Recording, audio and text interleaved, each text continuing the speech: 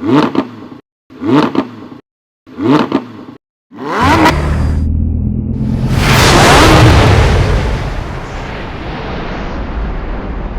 guys, I just got the truck back from the tire store and got the new tires put on. As you can tell, a lot more aggressive than those Michelins. I'm going to try to put some before and after shots on this video so you can see the difference. About the only issue I had was, there's a better shot of the tires. Only issue I had was the tire store would not put the adapters on, the 2-inch adapters that I bought. And in fact, they wouldn't even, I told them, well, just leave off the inner, or leave off the outer wheel for me. Just put on the inner wheel and I'll just drive it home and I can torque on the outer wheel and the wheel adapter once it gets on there, the 2-inch spacer.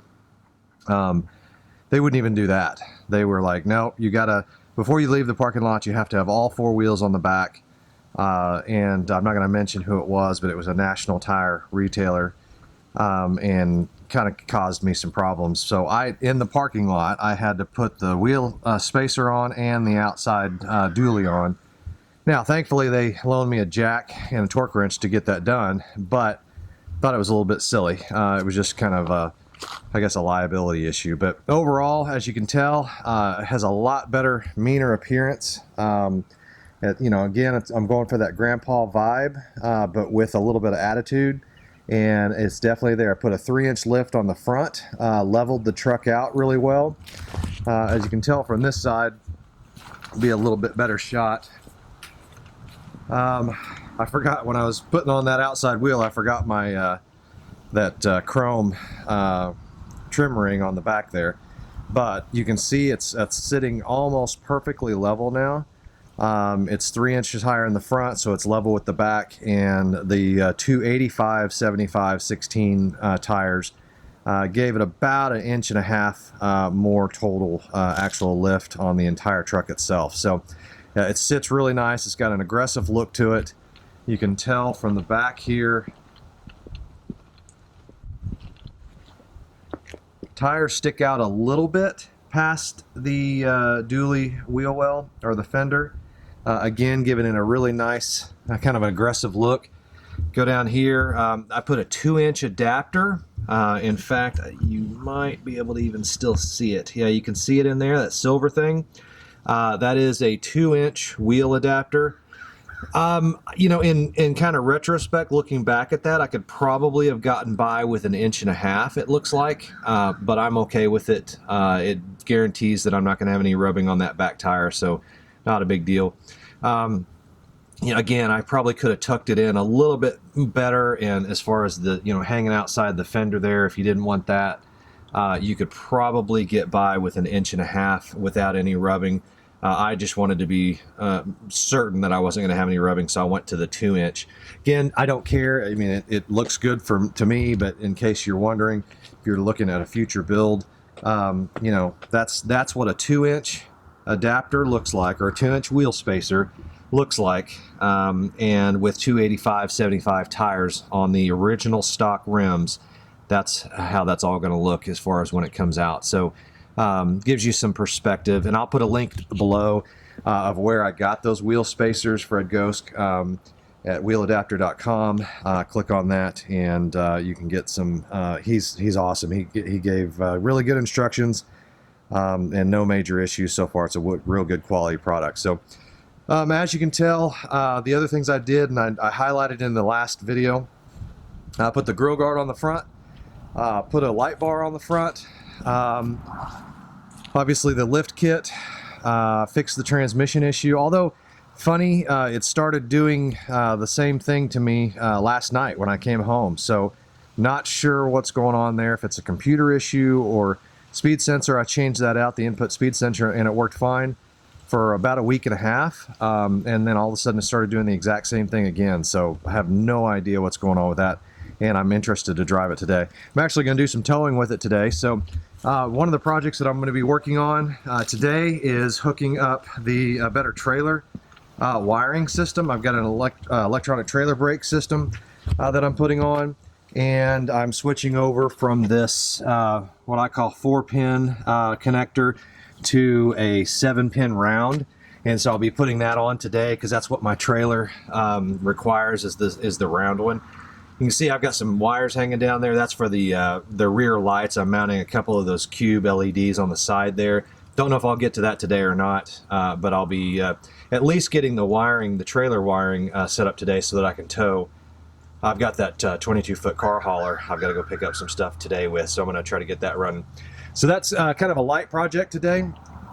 But overall, just wanted to show you what the truck, it's coming together really nicely.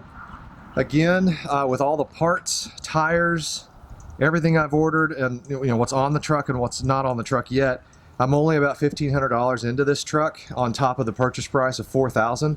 So my goal in kind of finalizing this truck is I want a good, dependable tow vehicle for under $6,000. That's kind of my goal. I got the Diamond Eye 4-inch exhaust. It came in a couple days ago, so I'll be installing that. And I've got a couple other things coming. I can't remember what they are, but towing mirrors and that kind of stuff I'm going to put on. So right at $5,500 right now is where we're at on this truck. And I don't think you'd find a better deal as far as capabilities overall. So pretty happy with the project so far.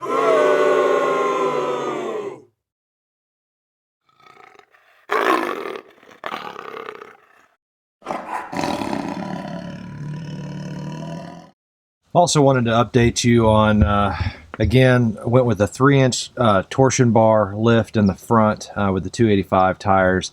And the only rubbing that I've experienced so far is right there. You can kind of see that area right there.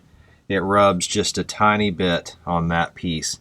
And so that's just kind of like a little valance behind the bumper. It moves. I think it's plastic. So it does rub a little bit there.